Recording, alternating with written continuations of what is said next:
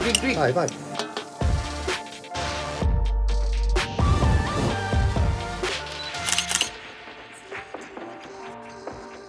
Hallo zusammen, herzlich willkommen bei Looks Like und herzlich willkommen in Palermo. Wir sind dieses Mal in der Hauptstadt von Sizilien unterwegs, ganz im Süden von Italien und wollen uns hier anschauen. Es ist wirklich so schön und idyllisch, wie es auf Instagram scheint. Und was kann man vor allem auch in der Umgebung alles so entdecken? Los geht's!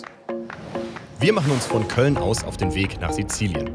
Denn die südlichste Ecke Italiens sieht auf Instagram aus wie ein absolutes Sehnsuchtsziel. Traumhafte Strände, malerische Buchten und mit Palermo eine pulsierende Großstadt. Wir sind zwar nur ein paar Tage vor Ort, aber dabei haben wir einen vollgepackten Plan. Wir schauen uns Palermo an, machen eine Tour durchs Hinterland, probieren lokale Spezialitäten und finden überraschende Geheimtipps. Mit von der Partie ist natürlich auch wieder Kameramann Nico. In Palermo angekommen geht es für uns mit dem Zug Richtung Innenstadt. Das kostet nur 6 Euro pro Person und ist damit um einiges günstiger als ein Taxi zu nehmen. Untergebracht sind wir in einer Ferienwohnung im Zentrum für 60 Euro pro Nacht. Besonderes Highlight, die Dachterrasse. Ist schon schön hier, oder? Also mein erster Eindruck von Palermo ist echt ziemlich gut. Es ist, man sieht es jetzt nicht, aber natürlich wahnsinnig heiß. 31 Grad aktuell noch. Und ich als guter deutscher Urlauber bin natürlich in lange Jeans geflogen. Das ändern wir noch kurz. Viel besser. Und jetzt suchen wir uns was zu Abendessen. An Essensmöglichkeiten mangelt es in Palermo absolut nicht. Wir entscheiden uns für Pasta.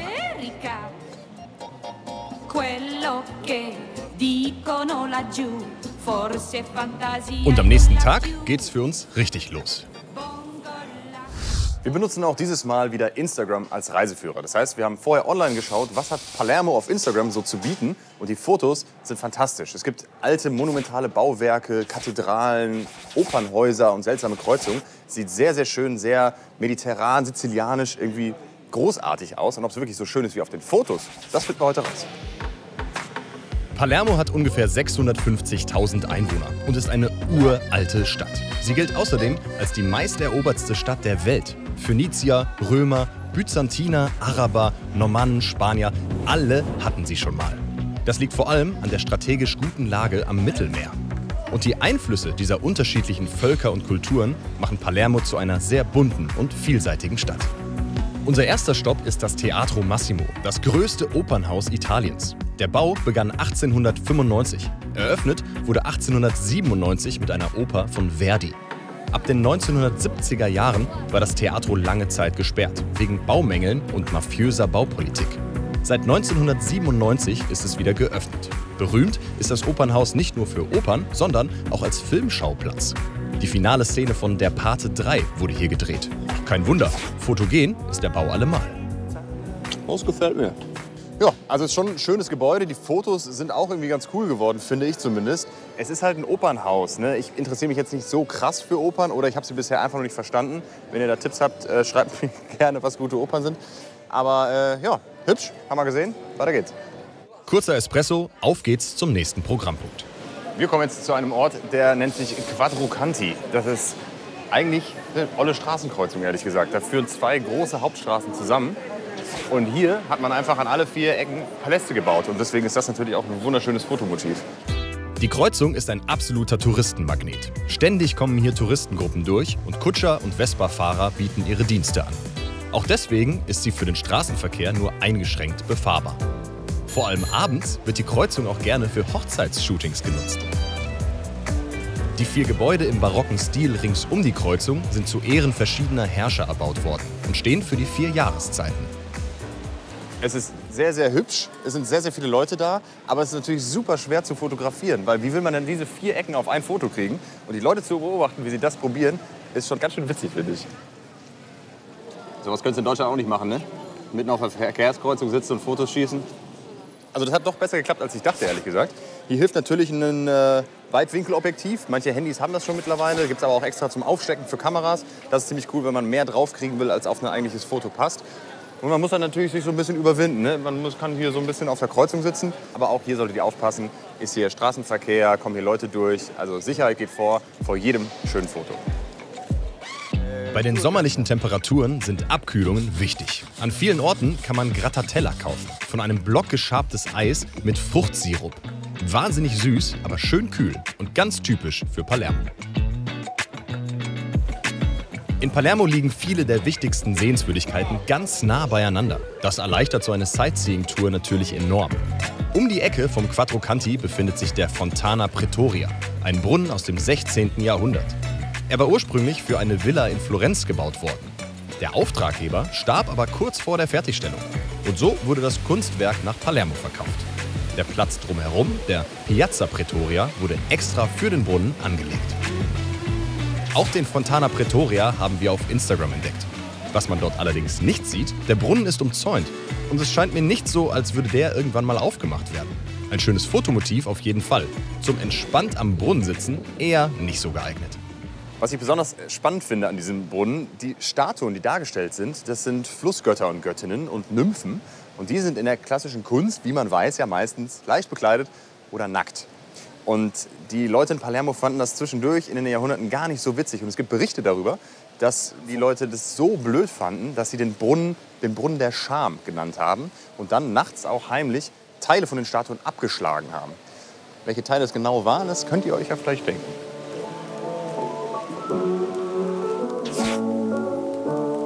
Zum Mittagessen gibt es, wie könnte es anders sein, Pizza. Und die schmeckt in einer kleinen Seitengasse von Palermo nochmal doppelt so gut. Nach dem Mittagessen geht's für uns weiter zum ersten Programmpunkt des Nachmittags. Die Kathedrale von Palermo ist eines der wichtigsten Wahrzeichen der Stadt. So wie der Bau heute aussieht, wurde er im 12. Jahrhundert im normannisch-arabischen Stil erbaut. Aber seitdem immer wieder umgebaut und verändert. Deshalb kann man an der Kathedrale verschiedenste Stilmittel und Epochen entdecken. In der Kathedrale werden außerdem die Reliquien der Stadtpatronin von Palermo aufbewahrt, der heiligen Rosaria. Die Kathedrale begegnet einem natürlich nicht nur auf Instagram. Als eines der wichtigsten Wahrzeichen der Stadt schmückt sie auch die Titelseiten diverser Reiseführer. Aber das, was klassische Touristen interessant finden, ist meist ja auch ein lohnenswertes Fotomotiv. Auf dem Bild, was wir quasi auf Instagram gefunden haben, weswegen wir hier sind, ist so ein bisschen so ein Rahmen um die Kirche. Das heißt, hier hat man einen Hauseingang genommen und einfach da rein die Kirche fürs Foto quasi gebaut. Das ist von da hinten gemacht. Mal gucken, ob die Haustür offen ist und vielleicht kommen wir ja auch rein. Der Hauseingang gehört tatsächlich zu einem Museum. Für das Foto kommt man auch ohne Ticket in den Eingangsbereich. Das Blöde an so alten Bauwerken ist, super oft sind irgendwelche Bauzäune dran, irgendwelche Gerüste, irgendwas eingekleidet. Verstehe ich voll, es muss immer wieder repariert, restauriert werden. Aber für so ein Foto ist es natürlich nicht so ganz optimal, ne? Weniger fotogen geht es in manchen Seitengassen zu. Nur wenige Meter neben den schönen Touristenattraktionen findet man regelmäßig Müllberge. Die sieht man auf den Instagram-Fotos eher selten, aber auch das gehört zu Palermo. Wir sind jetzt auf der Suche nach einer Kirche, der Chiesa Santa Maria dello Spasimo, so würde ich es zumindest aussprechen. Und die hätte ich bei einem normalen Reiseführer jetzt nicht unbedingt auf dem Schirm, aber ich habe ein super cooles Instagram-Foto gefunden. Denn das ist eine leere Kirche beziehungsweise ohne Dach. Und sie sieht sehr heruntergekommen und sehr einsam aus. Und mal gucken, ob sie wirklich so schön ist wie auf dem Foto. Keiner da hier? Geil. Das ist ja irre. Die Kirche ist eine der wenigen gotischen Kirchen in Palermo. 1509 war Baubeginn, aber schon 70 Jahre später wurde die Kirche umfunktioniert und hatte über die Jahrhunderte immer andere Zwecke. Teil der Stadtbefestigungsanlage, Lazarett, Kornspeicher, Armenhaus und Krankenhaus. Dann verfiel die Kirche immer weiter und wurde erst 1998 auf Vordermann gebracht. Im Kirchenschiff werden heute vor allem Konzerte veranstaltet. Das Schöne hier ist, wenn man genau hinhört, in der Distanz gibt es so ein paar Sirenen ab und zu, aber es ist wahnsinnig ruhig hier. Und wenn man so aus diesem Palermo-Stadttrubel, diesem bunten Treiben kommt, ist das irgendwie eine super schöne Abwechslung. Und ich bin kein sehr spiritueller Mensch, aber wenn man in so einer Kirche steht, wo man den Himmel direkt sehen kann, das hat schon irgendwas, oder?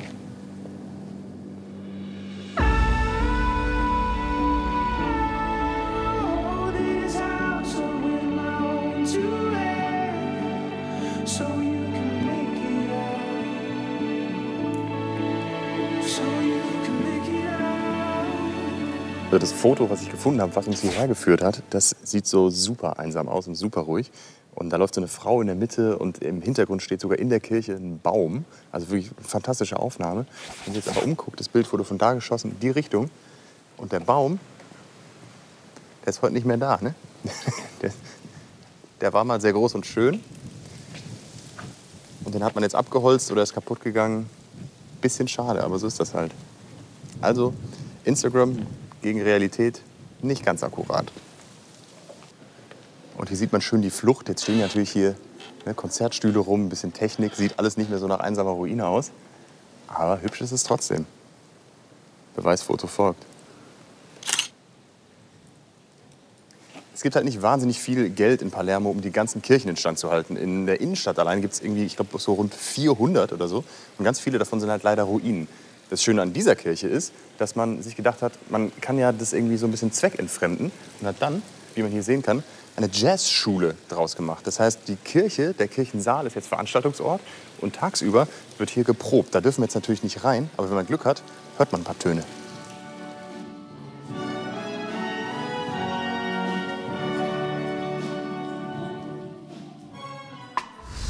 Ein langer Tag in Palermo neigt sich dem Ende zu. Und in der Abendstimmung werden die kleinen Gässchen von Palermo noch mal besonders schön. Wir schlendern zum Feierabend ein bisschen querfeldein, auch mal ohne auf die Karte zu schauen, und belohnen uns mit einem fantastischen Abendessen.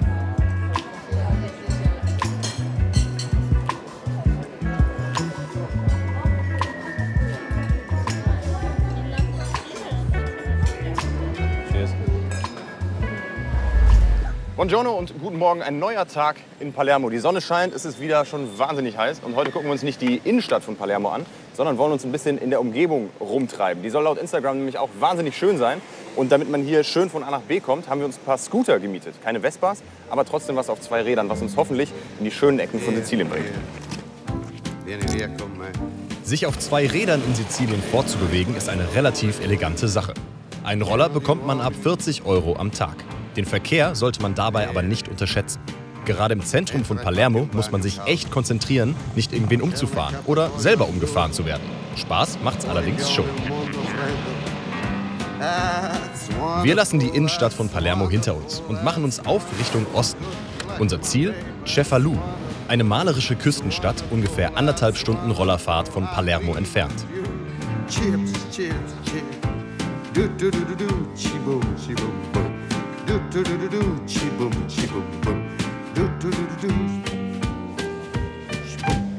Also die Rollerfahrt nach Cefalù, die habe ich mir ein bisschen romantischer vorgestellt, so mit so einsamen Küstenstraßen. War dann doch ein bisschen mehr Industriegebiet und verlassene Fabrikgebäude. Aber gut, jetzt sind wir angekommen. Man kann diese Tour auch in einem Zug machen, 40 Minuten klimatisiert. Das ist vielleicht ein bisschen einfacher mit der Organisation, aber man hat natürlich nicht den Abenteuermodus vom Rollerfahren. Jetzt sind wir auf jeden Fall angekommen in Cefalù und jeder, mit dem ich über Palermo geredet habe, über Sizilien, der hat gesagt, Cefalù muss man sich auf jeden Fall angucken. Das soll eine wunderschöne Stadt sein und auch auf Instagram sieht sie ganz fantastisch aus. Und von hier aus, finde ich, macht es schon einiges her und wir gucken uns mal an, wie schön es wirklich ist. Die Gegend, in der heute Cefalù liegt, war schon in der Antike besiedelt und ist heute vor allem ein beliebter Badeort. Gerade an heißen Sommertagen kühlen sich hier Einheimische, aber auch Touristen gerne ab. Das Wasser hat heute entspannte 28 Grad. Die Plätze auf den kostenpflichtigen Liegen sind aber natürlich auch heiß begehrt. Vom Kai aus hat man einen tollen Blick, nicht nur auf die Badegäste, sondern auch auf die Häuser direkt am Wasser. Kein Wunder, dass das hier ein schönes Fotomotiv ist. Die Hitze kommt auf den Bildern im Internet aber natürlich nicht so rüber, wie sie sich in Wirklichkeit anfühlt. Also man könnte halt auch auf diesen Berg hochlaufen, Nico, ne? Wie viel Bock hättest du da drauf? 0. 0 Bock? Ist ein bisschen heiß heute, ne? Also wenn ihr hier seid, klettert gerne auch auf den Berg hoch. Soll eine tolle Aussicht sein. Werden wir wohl nie erfahren.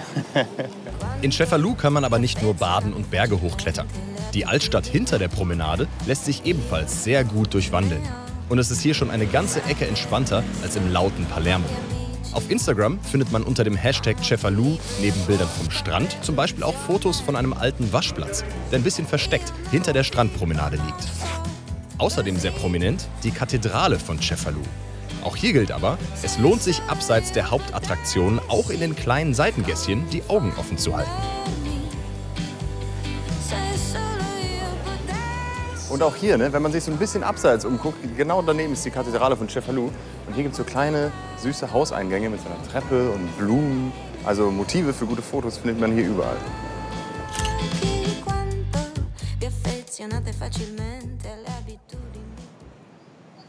Es sei denn, Leute laufen ins Bild, ne? Das ist natürlich schwierig. Also ich finde, Cefalù ist auf jeden Fall ein Ausflug wert. Es ist eine sehr übersichtliche, kleine und sehr, sehr schöne Stadt. Aber genau deswegen sind auch wahnsinnig viele Leute hier. Ich finde, Instagram hat hier auf keinen Fall zu viel versprochen. Die Stimmung und die Atmosphäre, die kommt auf jeden Fall genauso in live auch rüber. Man muss sich halt darauf einstellen, dass man nicht unbedingt alleine ist. Nach einer kurzen Stärkung geht's für uns zum zweiten Ziel von heute. Und los geht's! Dem Leuchtturm vom Capo Zafferano. Auch der ist mir bei der Recherche nach schönen Fotos aus Sizilien begegnet. Und ich war direkt begeistert. Von Cefalù aus fährt man etwa eine Stunde dorthin. Vielleicht schaffen wir es ja pünktlich zur Abendstimmung dort zu sein. Mit den Rollern kommt man nicht ganz bis zum Leuchtturm. Etwa 20 Minuten Fußweg muss man schon noch mal einplanen. Wir sind jetzt auf der Suche nach dem letzten Instagram-Bild für heute am Capo Zafferano, wenn ich das richtig ausspreche.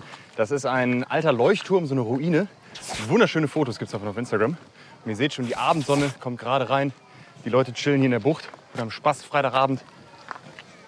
Ich glaube, das wird gut. Und mein Gefühl sollte mich nicht enttäuschen. Der Leuchtturm ist noch in Betrieb, mittlerweile allerdings automatisiert.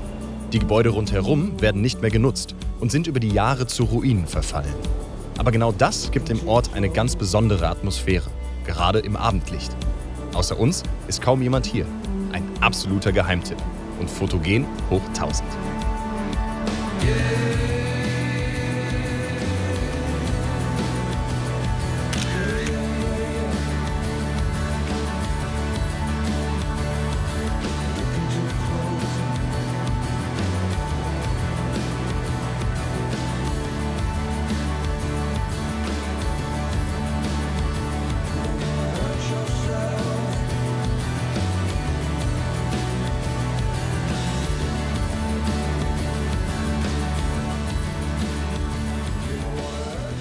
Bisher mein absolutes Highlight unserer Reise und ein herrlicher Abschluss für den heutigen Tag.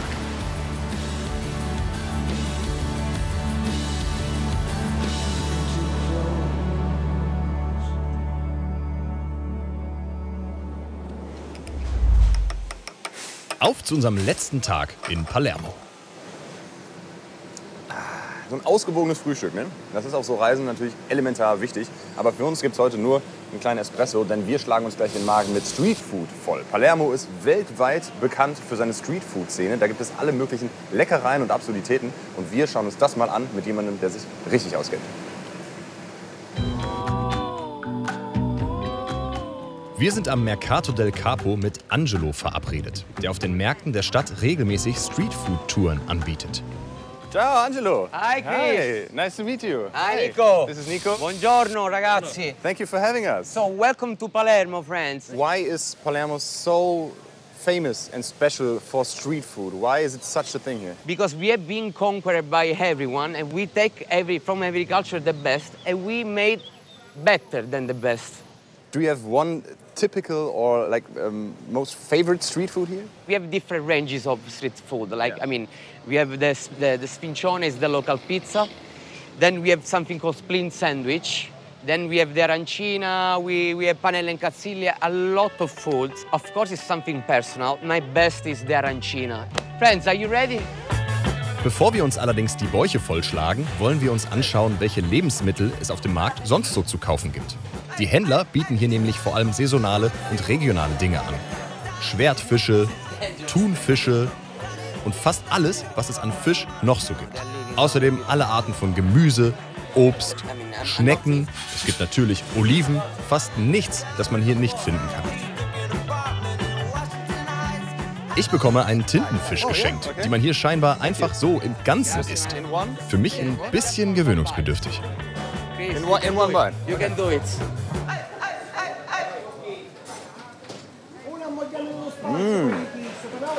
Lecker. Molto bene. Ebenfalls neu für mich Pistaziencreme. So Chris, do you like Nutella? Sure. Yeah. Nutella is for child. This is the best because in Sicily we make a Nutella with pistachio. Once you try, Chris, don't say it's my fault. So let's try and tell me what you think. Also Angelo sagt, das ist Nutella ist für Kinder. Das hier ist für Erwachsene. Es macht super abhängig und ist super lecker.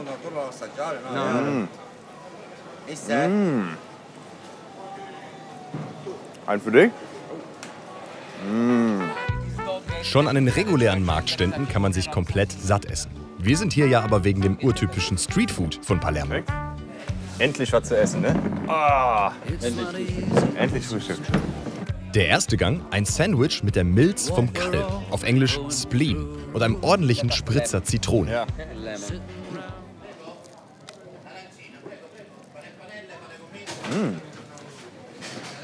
Schmeckt so leicht säuerlich. Lecker. There is a little trick because it's not just spleen, it's more than spleen.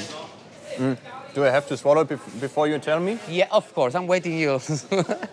Okay. This is more than spleen, it's lung, trachea cartilage. And trachea is the best because it gives the crunchiness, okay? Das sind hier vor allem Innereien und Lunge und Speiseröhre. Hätte ich mir auf der Karte nicht so bestellt. Zweiter Gang, Arancina. Arancina means little orange because the color and the shape look like an orange. And take a look at this masterpiece. Die besten dieser gefüllten und frittierten Reisbällchen macht laut Angelo eine Frau, die er nur respektvoll Mamma nennt, nach traditionellem Rezept. Hunderte dieser Bällchen rollt sie jeden Tag, gefüllt mit einer Mischung aus Zwiebeln, Erbsen und Fleisch. Also das ist Arancina, ist Angelos Lieblingsessen. Und jetzt schau ich mal, ob es auch meins wird.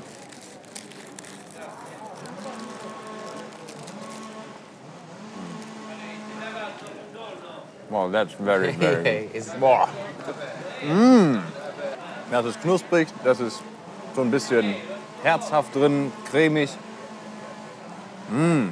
Es schmeckt nicht, also es schmeckt, it's not healthy. Das ist wirklich nicht gesund. Of course it's not healthy, but it's something you can, we are used to eat it just 2 times per week. Okay. It's not something you're supposed to be every day because you will die in 6 months, you know. Even if you will die very happy.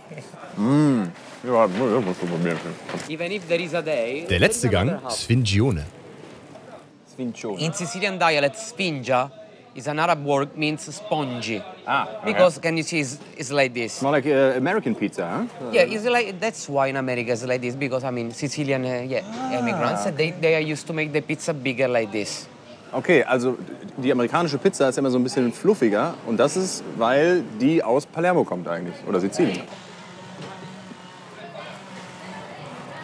Looks like basic pizza. Ne?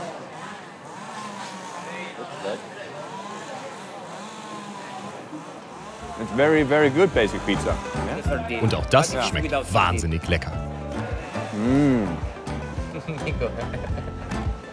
The service part, of course. Ja. Nico und ich geben uns große Mühe, alles restlos aufzuessen. Als wir alles geschafft haben, zeigt mir Angelo noch eine besondere Art des Einkaufens in Palermo. Okay, also es gibt diese Körbe auf dem Balkon und die werden runtergelassen und dann ruft man von oben, was man braucht von den Händlern auf der Straße und dann packen die das einem alles ein. Das ist quasi, wie Angelo sagt, Amazon 2.0. Shopping von zu Hause aus. Yes. Lazy but smart. Ja. Zur Verdauung empfiehlt uns Angelo den sogenannten Autista, ein Getränk, was der Legende nach von einem Taxifahrer mit Magenbeschwerden erfunden wurde. So let's try the Autista. Okay. Are you ready, Chris? Die Zutaten, Fruchtsirup oder Fruchtsaft, je nach Geschmack, Mineralwasser und Soda, also sowas wie Backpulver. Chris, I leave the space. Chris, I stay long distance. Okay, yeah. Because in explosion, once you put very fast. Okay. 1, 2, 3, vai. Drink. Vai, vai. Eine ganz schön sprudelige Angelegenheit. Schäumt den Magen auf jeden Fall gut durch. Congratulations, Chris. Yeah. And now you can enjoy it, but So, und jetzt ein für Nico. Nico, are you ready for? Ready? Ready, pronti.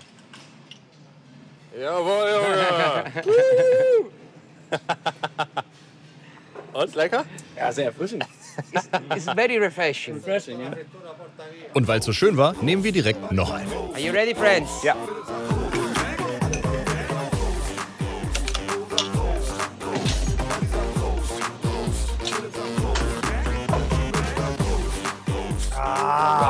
Congratulations. Congratulations. Yeah, exactly.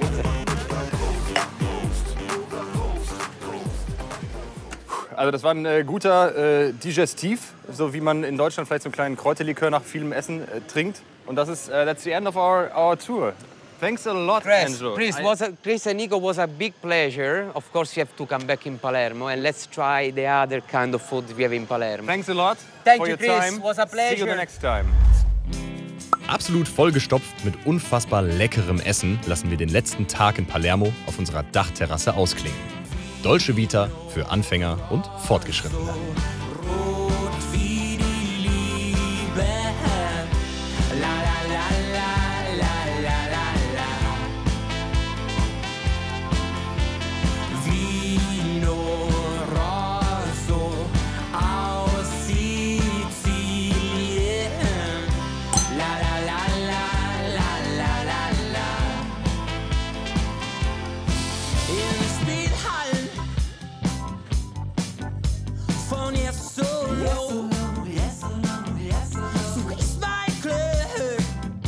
Yes, I am so, so low. Still so low.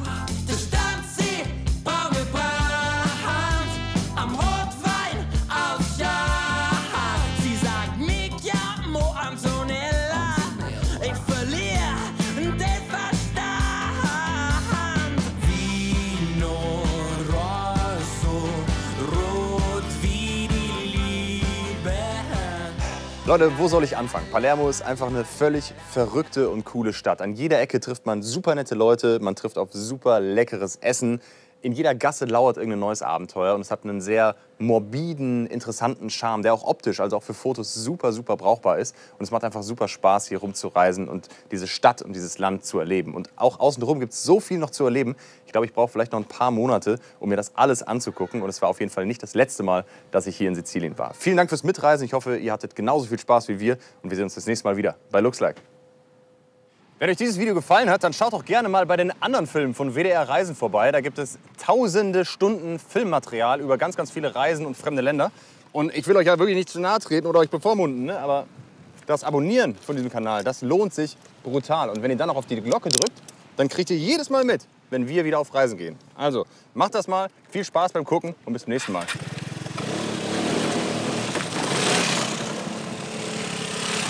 Nimmst du die Kamera mit? Die Kamera, Nico. Du hast die Kamera vergessen. Mann, ey.